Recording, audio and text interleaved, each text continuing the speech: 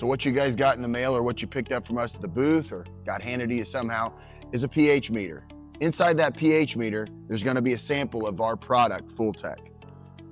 Doesn't seem like a lot, but it's gonna do a lot. So what we're gonna need from you in order to perform this science experiment, we'll call it, to test your water and change your water, we're gonna need 2 bottles that are at least 16 ounces in size. We're gonna need some sort of a measuring device. I literally pulled this one out of our spray trailer. So obviously wanna make sure it's cleaned out, good to go, but we just need something that measures 10 ounces. As you can see, at first appearance, it seems like that Fulltec's just gonna sit on the bottom. That's perfectly normal. It's usually gonna go in through your inductor, but as you can see, as I barely agitate that, it completely blends into that water perfectly. So you're not gonna have to worry about it blending. You're not gonna have to worry about it dissolving and going into solution. Literally, I've never seen a better product dissolve than this one does. Very little agitation, and it's already there.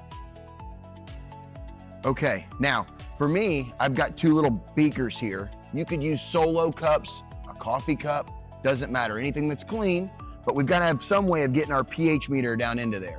So we've already calibrated these pH meters. It's gonna come to you ready to roll. For the record, if you do have any issues with this, I want you to call us because these aren't super expensive pH meters, but they do serve the purpose of what we're trying to do here today. So what you're gonna do is you're gonna take these bottles individually. So this is my regular water, okay? We're gonna dump that regular water right into one of those cups. Don't have to get it super deep, just enough to where I can get that pH meter. You can see the little glass ball, which we don't wanna touch. You can see a little glass ball, you wanna get it down into the water. We'll go ahead and turn this on, and we'll stick that in the water. So while we would hope that the pH would be instantaneous, it takes a few minutes for that meter to get where it needs to be. So be patient, wait until it levels out and flattens out. I always recommend doing this twice, and I always recommend having a rinse cup.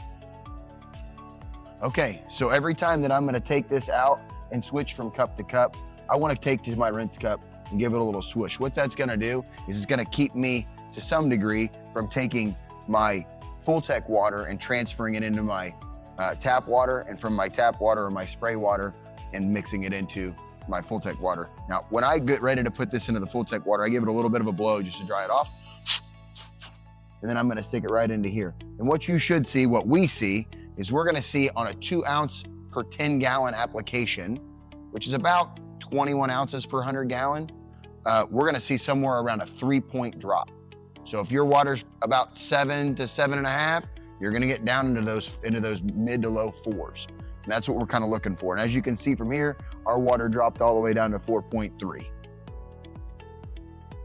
Okay, so we're dropping that pH. Remember, like I said, I wanted to see you do it twice to prove to yourself that we're doing it.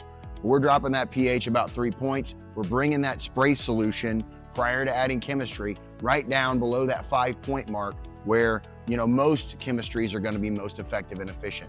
Gonna bring that glyphosate back to life on the farm. Gonna bring that glufosinate where you want it to be. You're gonna get a lot more active ingredient being absorbed into that plant at those pH levels.